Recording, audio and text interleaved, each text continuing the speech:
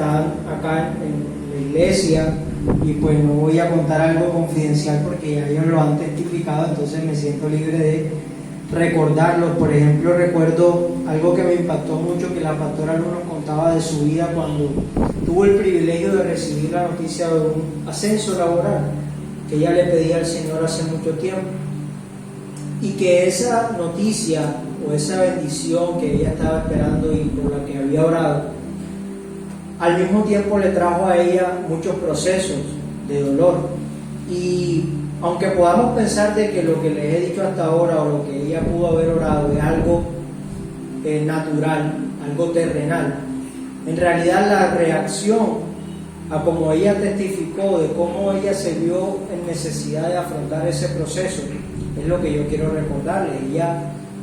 Ella básicamente buscó actuar como Jesús en una situación cotidiana, como lo hablábamos ahorita, en situaciones de rechazo, en situaciones de no sé, envidia. Se vio en la necesidad, por vivir una vida en el Espíritu, en actuar como Jesús actuaba y como Jesús está esperando que actuemos. Recuerdo, y el pastor Romy ha hablado de estas cosas también de su vida personal, cuando atravesó un proceso de divorcio. Usted nunca va a escuchar al pastor Romy hablar mal de su pareja, de su expareja. Usted nunca va a escuchar al pastor Romy blasfemar de eso, de la persona como tal, a pesar de que haya sufrido el proceso que ha vivido. Porque él, por la vida en el Espíritu que tiene, por haber creído en el Señor, confiado en el Señor y haber recibido el Espíritu de Dios en su vida, ya él no actúa como él tal vez quisiera actuar. Él actúa porque él quiere agradar a Jesús, porque él quiere hacer las cosas como Jesús está esperando. Amén. Pero no dejan de ser situaciones, consecuencias negativas, no dejan de ser procesos de dolor, tribulación, tal vez muerte. Y con muerte, otro testimonio ya un poco más personal fue mi. Directamente el sufrimiento, vámonos a dos pasajes bíblicos. Primera de Pedro 4, 12, 13, y en esos vamos a desarrollar los 3 puntos. Recuerden que son 3 puntos. Queremos ser muy prácticos para que usted los recuerde en su casa y cuando de pronto vuelva a estudiar este mensaje. Ya sabemos qué es el sufrimiento, ahora cómo debemos asumirlo de acuerdo a lo que dice la palabra de Dios. Primera de Pedro 4, 12, 13 dice: queridos amigos, no se sorprendan de las pruebas de fuego por las que están atravesando, como si algo extraño les estuviera sucediendo. A mí esto me hacía pensar que es necesario que nos pongamos de acuerdo con Dios sobre lo que Él piensa del sufrimiento y de las pruebas de fuego, porque si no, entonces nos sorprenderemos cuando lleguen.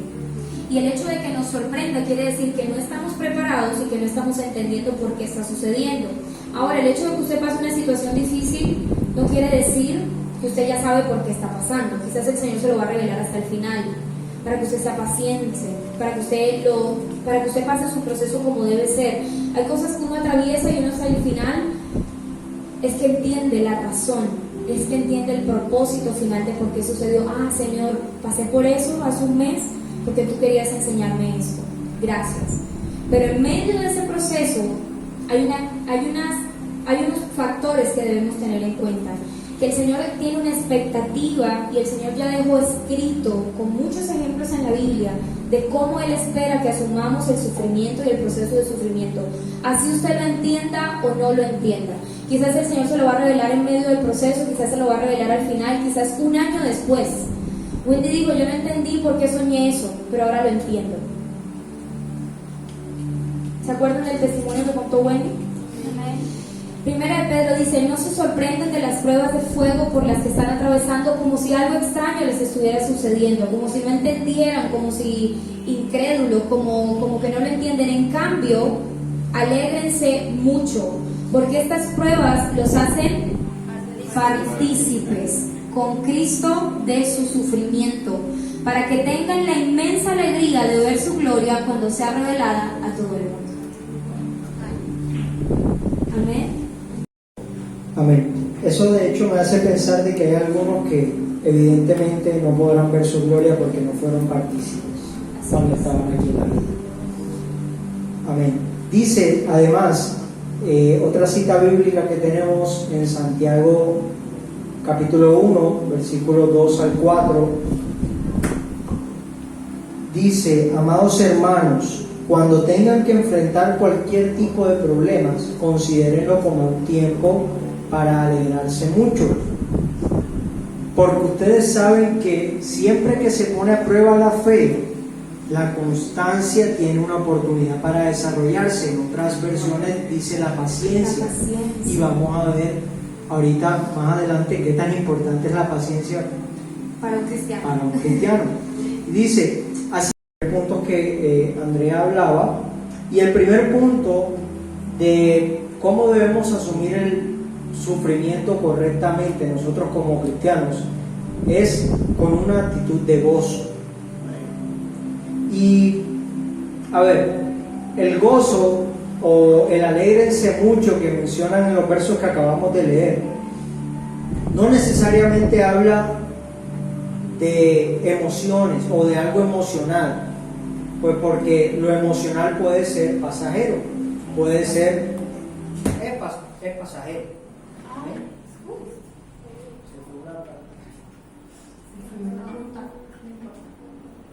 ¿Nos escuchan? Sí. Perfecto. Vamos a hacerlo más rapidito,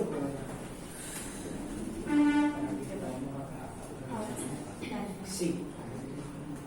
No habla de un gozo emocional, no habla de un gozo de éxtasis, de felicidad, de algo pasajero, habla de algo racional, un gozo racional, de entender la providencia del Señor. Está hablando de una actitud mental, este tipo de gozo que está hablando ahí.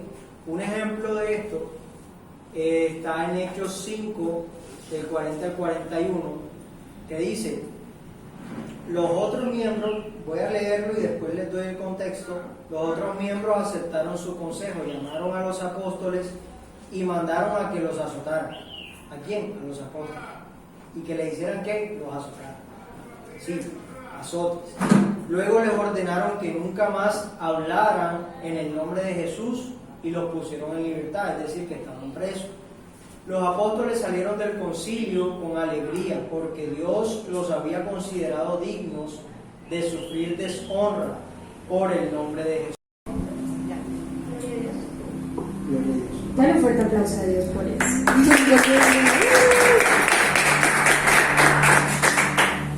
Les decía que los apóstoles en este capítulo es muy impresionante para mí cuando lo leí, porque habla la palabra de Dios que los apóstoles hacían muchas señales, muchos milagros, demasiado.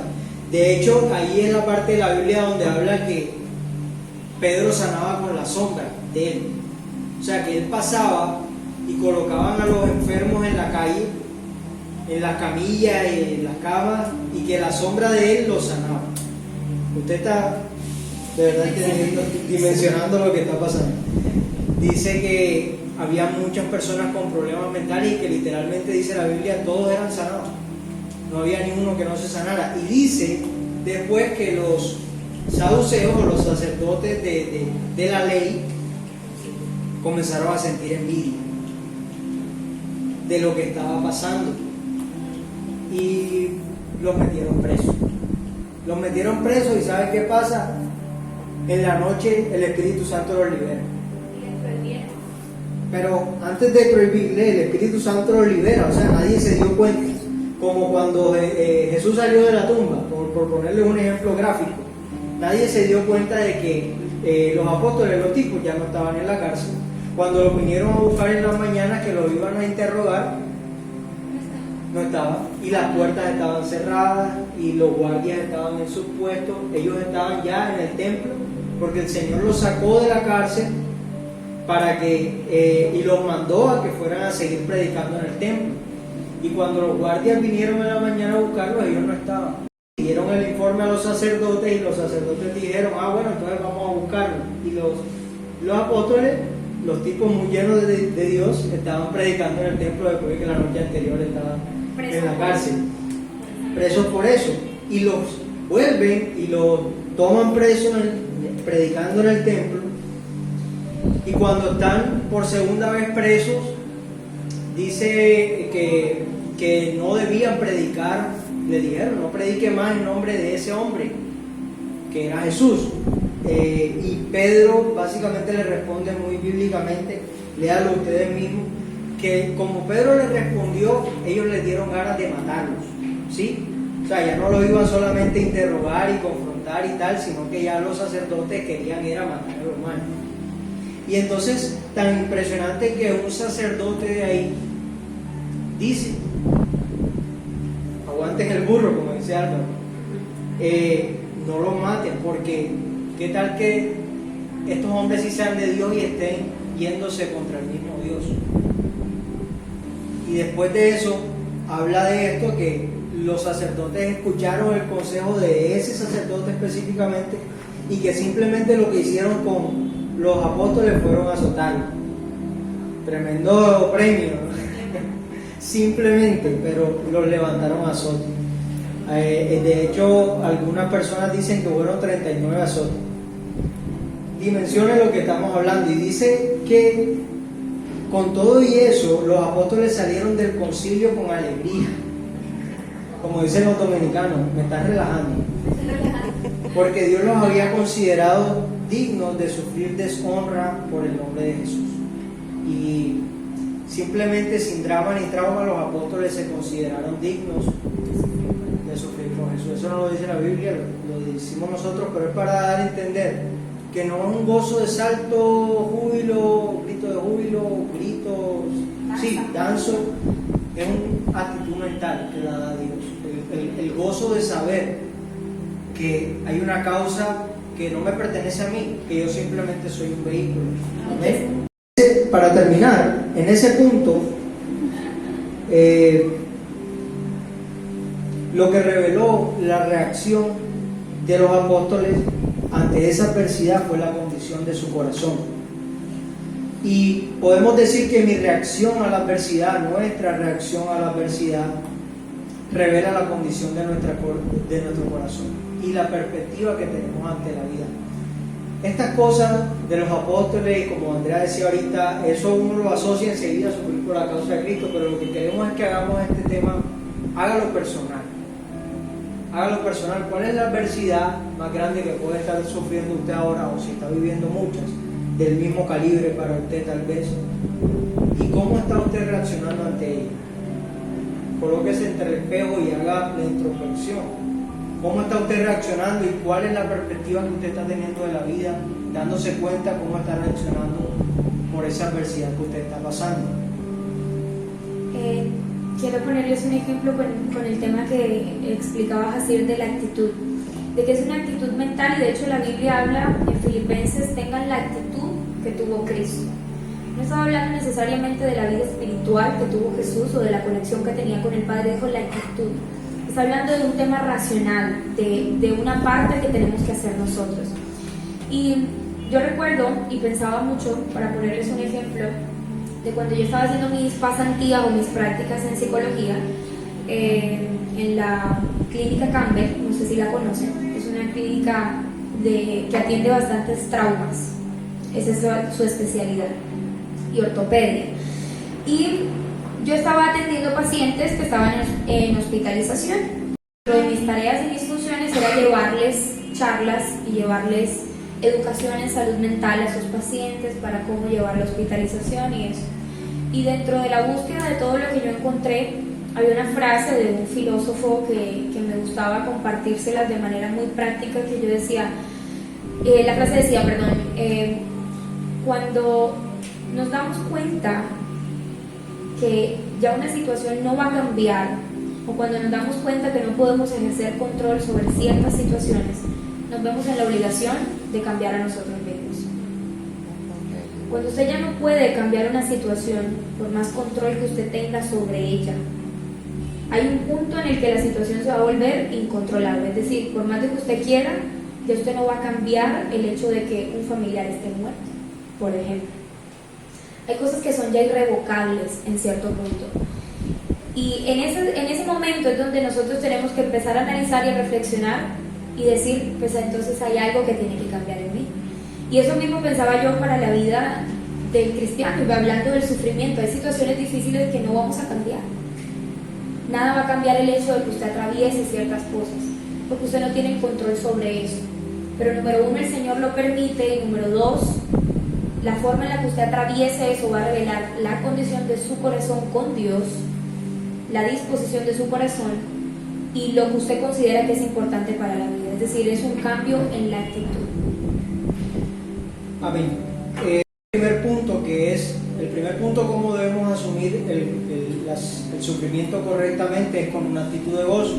Vamos por el segundo, que es entendiendo el propósito de ese sufrimiento. Y dice que hay un fruto de ese sufrimiento. Santiago 1:3 lo dice, lo acabamos de leer. Dice, ¿saben qué es? Saben que siempre que se pone a prueba la fe, la constancia / paciencia tiene una oportunidad para desarrollarse. Así que dejen que crezca. Amén. Hay un fruto del sufrimiento y es la paciencia. Y bondadoso, dice una versión. El amor es paciente y bondadoso. Y dice otras cosas, pero lo primero que dice es paciente. Y hay una demanda grande que el Señor espera de nosotros con respecto al amor. Dice que nosotros seremos conocidos como sus discípulos porque amamos a otros. Y si no tenemos paciencia, quiere decir que no tenemos amor. Usted está viendo cómo se conecta todo, que es una integridad, es algo integral, no es pedacitos. Y eso digamos que nos permite conocer más de nuestro Señor. Perdón que interpele ahí, es el fruto del Espíritu. Así me decía algo que me gustó mucho y yo decía, no, los frutos del Espíritu. El fruto del Espíritu es uno, y viene la paciencia, el amor, la bondad, y todos los que conocemos, ¿verdad? Entonces, entenderlo como que si no somos pacientes, no estamos amando lo suficiente. Si no estamos amando lo suficiente, no somos pacientes. Y así. Es una cosa conectada con la otra, que no pueden ser separadas. El fruto del Espíritu es uno que se manifiesta en muchas características, si podemos verlo de esa manera. Así es. Dice, entender el propósito. ¿Qué otro propósito? Es que el sufrimiento me lleva a la madurez y al crecimiento espiritual. Y piensen en un ejercicio sencillo de pensar de qué manera la felicidad más grande que hayas vivido en su vida, cuando tuviste tu hijo, o cuando te graduaste del colegio, o cuando te graduaste de la universidad, no sé, situaciones cuando te casaste, el día de tu matrimonio, de qué manera ese día te hizo crecer a diferencia de las situaciones de dificultad. Los primeros meses trasnochando, colocándole los pañales al niño, sufriendo y no sé, el esposo o la esposa no se aguantaban y no se podían decir ni hola porque, pero ¿por qué me dice hola?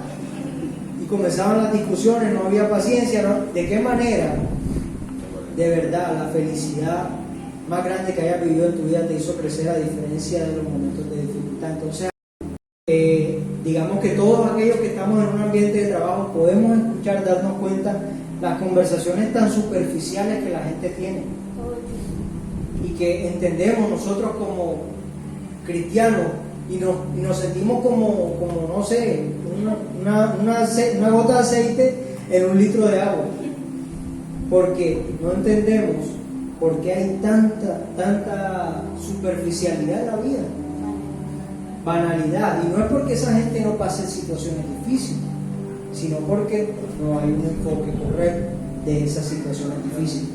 Y dice, entendiendo el propósito es entender lo que tiene más valor, y de verdad algo tiene más valor que tu alma. Mateo 16:26 dice, ¿y qué beneficio tienes si ganas el mundo entero pero pierdes tu propia alma? ¿Hay algo que valga más que tu alma? Para Dios nada tiene más valor que tu alma y que mi alma y que el alma de la gente. Y por eso es lo que Él desea que tengamos más cuidado. Es lo que Él desea que cuidemos y lo que Él desea que cuidemos de otros incluso.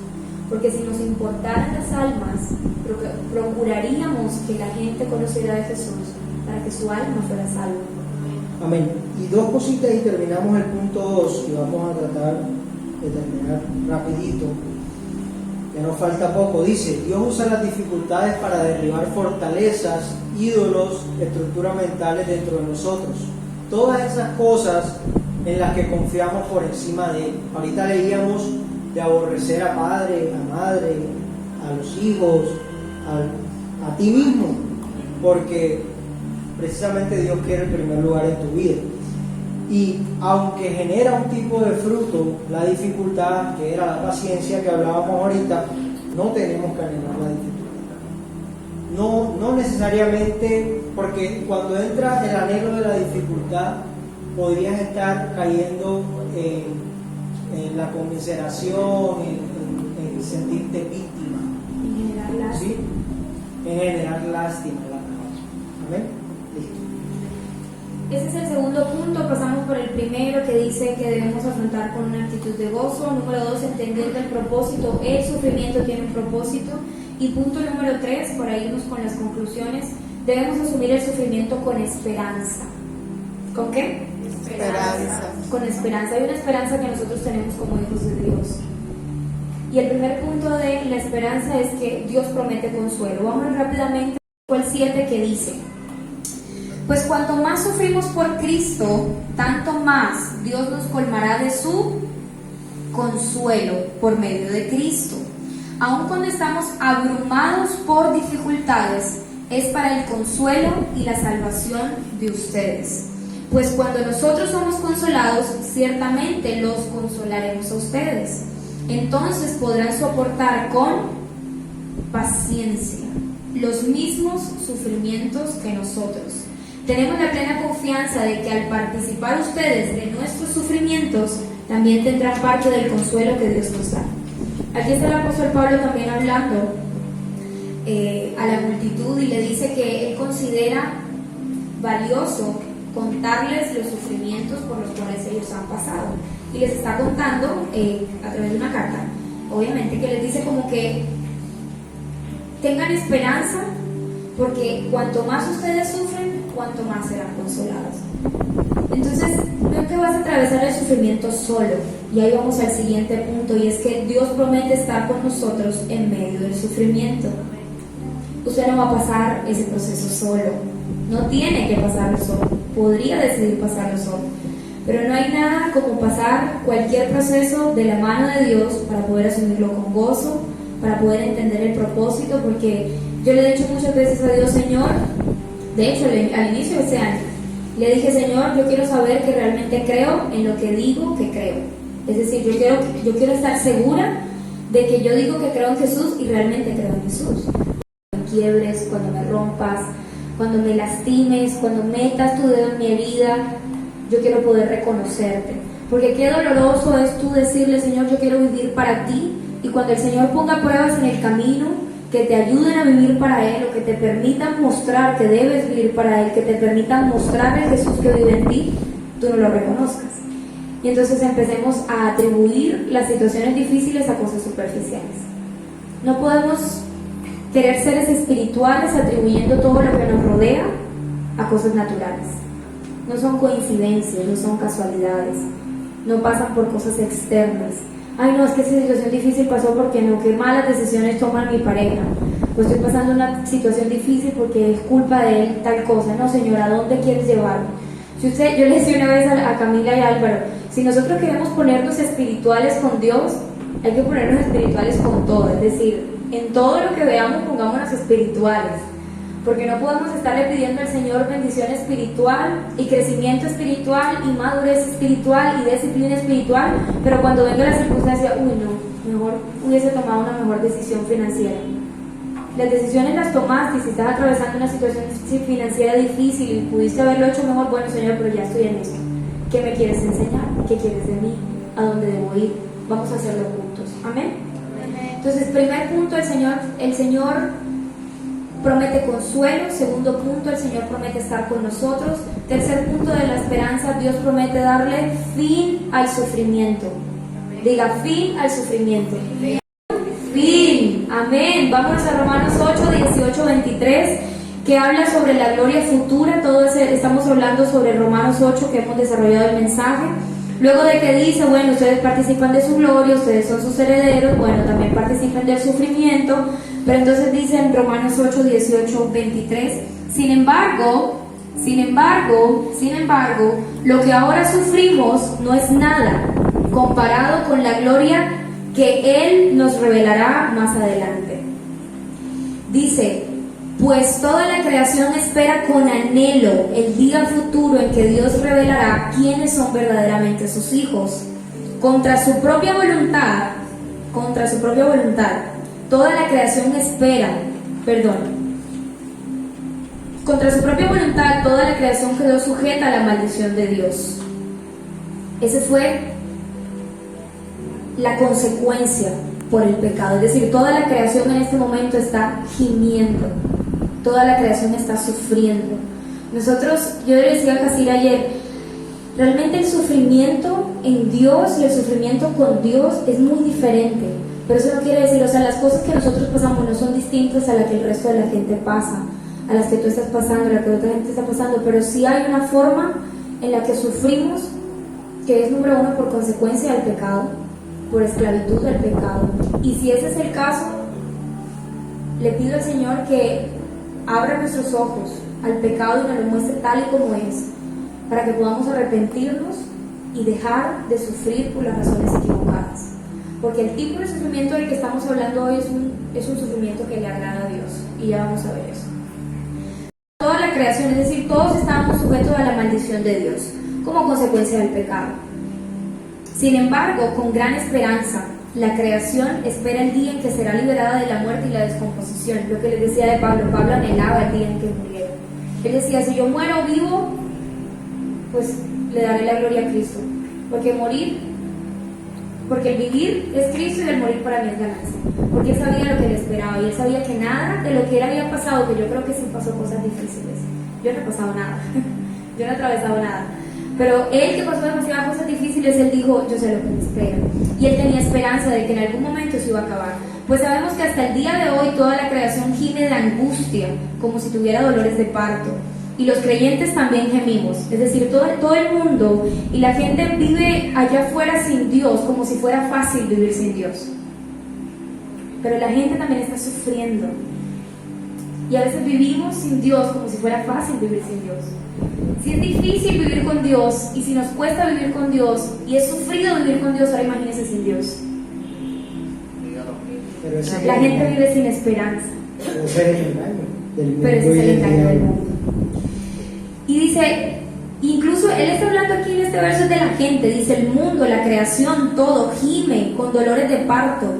E incluso nosotros los creyentes también gemimos, aunque tenemos al Espíritu en nosotros como una muestra anticipada de la gloria futura, nada se compara con eso. Es decir, está luchando contra el pecado, pero está luchando contra pecadores en contra de usted. Entonces su lucha ya no es el pecado, pero hay otros pecadores que sí pecan en contra de usted. Y son cosas con las que tenemos que seguir trabajando y luchando. Dice al final de este verso, porque anhelamos que nuestro cuerpo sea liberado del pecado y del sufrimiento. Usted debe tener esperanza en que en algún momento el sufrimiento va a acabar. Nosotros también deseamos con una esperanza ferviente que llegue el día en que Dios nos dé todos nuestros derechos como sus hijos adoptivos, incluso el nuevo cuerpo que nos prometió. Tener este cuerpo es una lucha terrible, pero Dios promete un nuevo cuerpo. Pasar en este mundo es una cosa terrible, pero Dios promete gloria futura. Dios, tenemos una esperanza en Dios, y por eso nuestro sufrimiento no se compara con el sufrimiento de la esclavitud del pecado, no se compara con lo que la gente sufre por malas decisiones, no se compara con nada. Si usted está viviendo una vida en el Espíritu, usted tiene que entender que todo lo que a usted le pasa es para la gloria de Dios, y tiene que ponerse de acuerdo con Dios para que el Señor revele un propósito mayor. Señor, porque ya yo no vivo yo, y si se metieron a mi casa a robar, Señor, pues algo tendrás tú que testificar de eso, pero que sea para tu gloria, porque yo no quiero ya papel de víctima, ya yo no soy esclava del pecado, ya yo no vivo para mí misma, ya yo no vivo por mí. Amén. Vámonos a las conclusiones finales de este mensaje. Dice, lo hacemos de a manera de puntos para entenderlo un poco mejor. Y tenemos primer punto, todos estamos llamados a sufrir con gozo, ese gozo racional que hablamos ahorita, esa actitud mental por la causa de Cristo, amén. Segundo, definitivamente Dios no se place en el sufrimiento y dolor que trae una vida de pecado y oscuridad, porque Él ya hizo algo para resolver ese problema en la humanidad. ¿Cuál es ese algo que Dios hizo para sacarte de esa vida de pecado y oscuridad? Jesús, sacrificio, la cruz, ¿verdad? Dice, las aflicciones forman parte del plan bondadoso de Dios. Eso es un poco como contradictorio si vemos el juego de palabras. Dice, las aflicciones forman parte del plan bondadoso de Dios. De hecho hay un salmo que dice gracias Dios mío, algo así dice, parafraseándolo, gracias Dios mío porque en tu bondad me afliges. Tremendo. Y dice en 1 Pedro 4:9, de modo que si sufren de la manera que agrada a Dios, sigan haciendo lo correcto y confíen de su vida a Dios, quien los creó, pues Él nunca les fallará. Aquí en el verso que les decía, hay un tipo de sufrimiento que le gusta a Dios. Y cuando le pregunten a usted como cristiano, tenga la valentía de decir, porque hay otro verso en la Biblia que no sé dónde está, perdónenme, pero dice, cuando alguien les cuestiona acerca de su fe o cuando alguien les pide explicaciones, estén listos para darles. Y yo siempre pienso mucho en eso porque yo estoy en mi vida en un contexto en el que no estoy rodada todo el tiempo de cristianos. Yo soy cristiana en mi contexto cristiano los fines de semana, o sea, como que con mi gente cristiana son ustedes los fines de semana, mis amigos sábado y domingo. No es que no sea cristiana el resto de la semana, no. Solo que el resto de la semana estoy rodeada de gente que cree millones de cosas menos lo que yo creo. Y yo decía y pensaba, porque muchas personas, el argumento, de los argumentos más grandes quizás que la gente usa para no creer en Dios o para justificar su ignorancia, es que no entiendo cómo un Dios de amor hace que la gente sufra tanto. Amor, si Dios es amor, porque hay gente pasando hambre. Si Dios es amor, porque hay niños enfermos. Si Dios es amor, porque tal cosa. Si Dios es amor, dígale, el amor es sufrido. El amor tiene consecuencias. Y dígale, ¿a Dios le gusta ver a sufrir a la gente? Sí, pero por las razones correctas. Hoy es el día en el que quiero que nos pongamos de acuerdo con Dios para que empecemos a sufrir por las razones correctas. Primera de Pedro 4:9 dice, de modo que si sufren de la manera que agrada a Dios. Hay un tipo de sufrimiento que Dios le agrada, y es el sufrimiento en el que morimos a nosotros mismos para que Él crezca en nuestro interior. Amén. Amén. Siguiente conclusión, la participación en el sufrimiento de Cristo. Solo quería corregir el versículo de 1 Pedro 4:19. 4:19, gracias. Está pendiente. Perfecto, esa es una persona que nos está siguiendo. Primera de Pedro 4:19, perfecto. Siguiente punto de la conclusión, conclusión, la participación en el sufrimiento de Cristo nos permite participar del sufrimiento de otros. Usted va a poder, si usted empieza a sufrir por las causas correctas en Jesús o por Jesús, usted va a empezar a entender el sufrimiento de su hermano. Usted va a empezar a entender lo que el otro ha pasado. Usted ha escuchado eso que dice que damos por gracia lo que por gracia hemos recibido. Donde abunda la gracia, donde abunda el pecado, sobreabunda la gracia, ¿verdad? Porque el Señor nos permite pasar por cosas para que tú después digas, yo entiendo lo que es ser adoptado, yo entiendo lo que es sufrir con inmoralidad, yo entiendo lo que mi hermano puede estar pasando con esto. Y eso todo es para la gloria de Dios. Dios desea que seamos maduros y entendidos. Dios no quiere que vivamos una vida cristiana siendo incrédulos o viviendo solamente de lo que otras personas nos dicen. Dios espera un crecimiento del hombre interior en nosotros. La Biblia se refiere a Jesús como el hombre interior. Para moldearnos a la imagen de Jesús, que eso soporta un poco el punto anterior, de su Hijo perfecto. Eso es para agudizar nuestro enfoque, para desarrollar nuestro carácter y fortalecer nuestra fe en Él y en sus promesas. El atravesar situaciones difíciles, el atravesar la tribulación desde la perspectiva correcta, con la mentalidad correcta, con gozo, con esperanza, con la palabra de Dios como su fundamento, con Jesús como la roca firme en la cual usted se sostiene, le va a permitir a usted crecer, confiar. Usted va a decir, Señor, tú lo hiciste. Y si lo hiciste, lo volverás a hacer. Estoy lista para el próximo nivel. Estoy lista para la próxima prueba. Estoy lista para lo que quieras venir. Estoy lista para lo que quieras traer. Amén.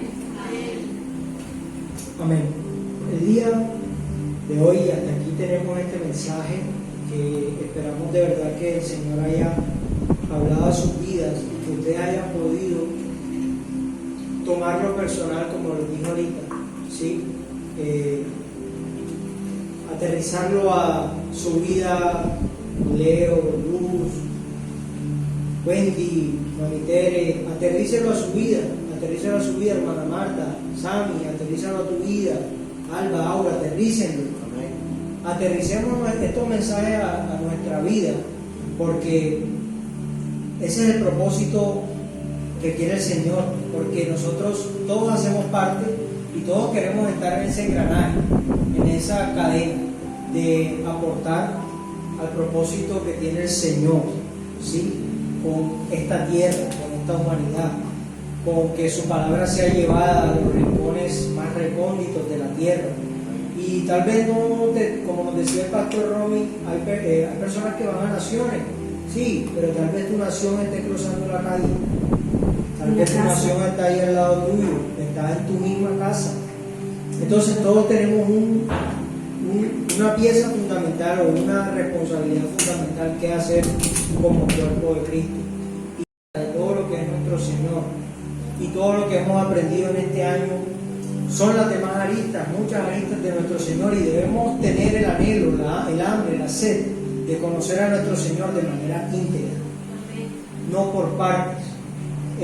Cuando ahorita Andrea decía que el sufrimiento tenía fin, yo pensaba en la frase que hay de un tipo de iglesia que dice: pare de sufrir, ¿cierto? Y pare de sufrir, y si pensamos en eso, no tiene nada que ver tal vez con algo carnal o terrenal.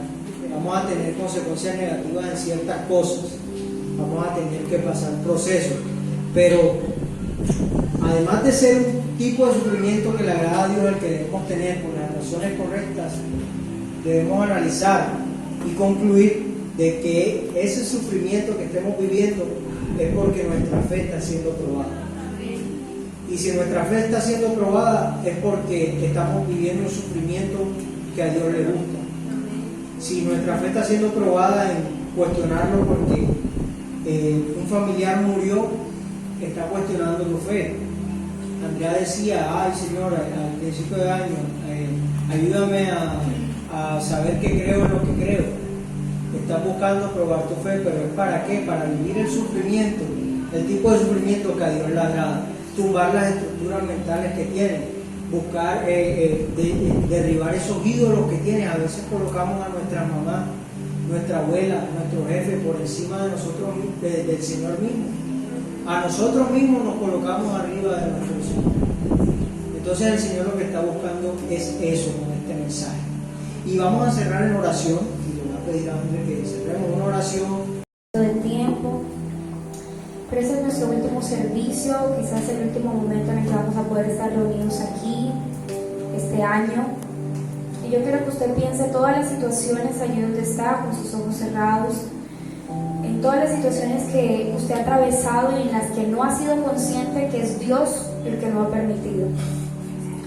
Yo tuve que pedirle perdón a Dios: Señor, perdóname, porque yo a principio de año te dije: sí, Señor, yo quiero saber que creo en lo que digo que creo, pero no te reconocí en la mayoría de cosas que atravesé. Perdóname porque no vi tu mano y no vi que tú querías estar conmigo y que tú estabas conmigo, que tú querías enseñarme algo. Perdóname porque fui ingenua. Perdóname porque no supe lo que pedí en el momento en que lo hice. Confiésale al Señor lo que hoy has aprendido. Dile: Señor, yo reconozco mi participación en el sufrimiento. Señor, hoy yo entiendo que si quiero participar de tu gloria, debo participar de tu sufrimiento. Si yo quiero participar de esa herencia divina que tienes preparada para mí, y si esa es la esperanza de mi vida, yo debo participar de tu sufrimiento, sufriendo con hermanos. Por esta causa, Señor, como lo dijo Pablo, ustedes saben todo lo que yo he pasado y podremos testificar de 1000 cosas que hemos atravesado, pero aún no termina.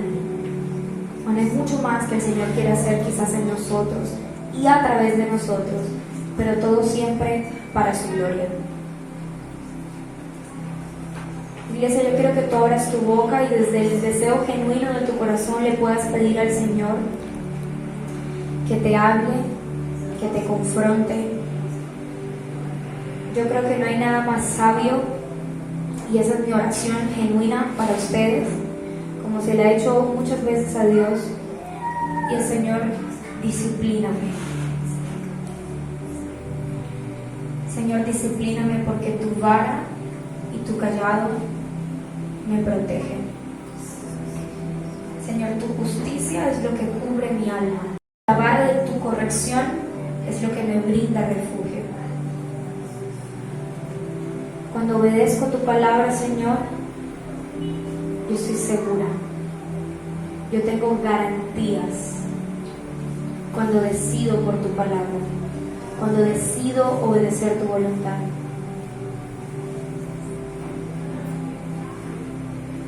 Señor, permítenos cerrar este año, Padre, con un entendimiento mayor, para que todo lo que atravesemos a través del 2024 nos permita estar conscientes, Señor, y alertas. Haznos sensibles a tu Espíritu, para que lo que sea, Señor, lo que sea que tú tengas preparado para nosotros como iglesia, para cada uno de tus hijos aquí en MTC, Señor, podamos estar apercibidos y podamos reconocerte, para que podamos entender el propósito mayor y la función mayor que tiene cualquier tipo de tribulación en nuestra vida, cualquier tipo de circunstancia, cualquier tipo de dificultad. Señor, yo creo que tú eres un Dios de orden. Yo creo que tú eres un Dios de propósito. Yo creo que tú has entregado promesas a cada uno de nosotros y a tus hijos. Yo creo, Señor, que tú lo vas a hacer y lo vas a cumplir. Pero te pido, Padre Celestial, que nos permitas crecer y que tu disciplina jamás se aparte de nosotros, Señor. En el nombre de Jesús, no te canses de mí, Señor. Dile, no te canses de mí. No te rindas conmigo, Señor. Porque aunque no he sido consciente y no he estado apercibido o apercibida de las circunstancias y de lo que tú quieres enseñarme, yo te necesito.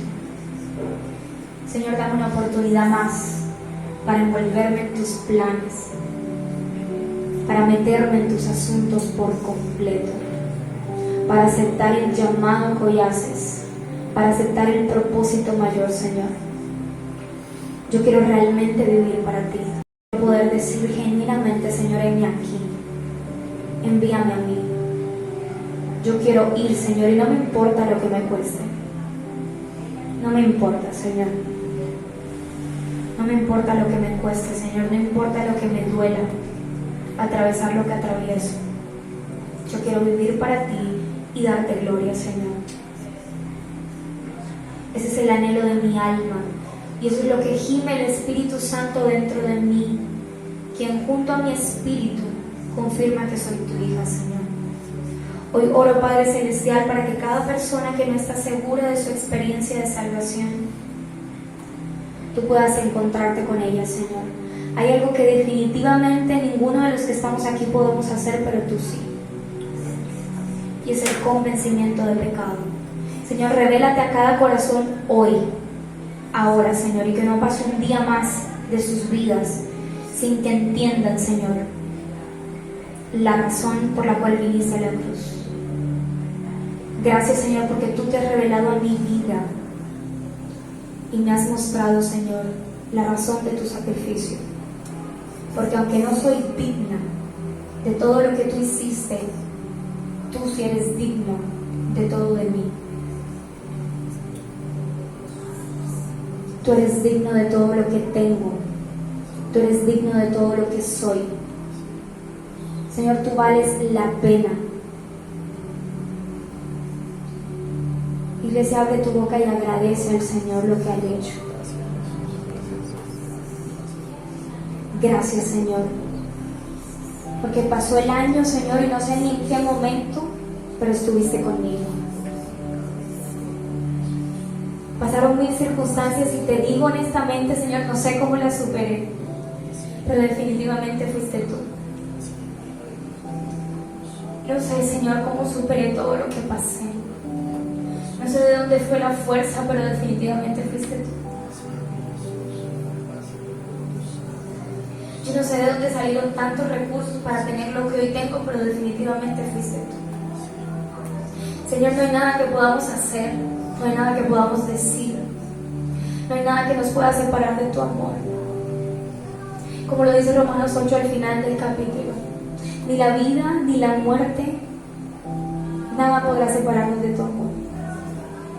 Ya todo está hecho, Señor, y gracias por solucionar la peor condición que como ser humano puedo tener, y es estar apartado de ti.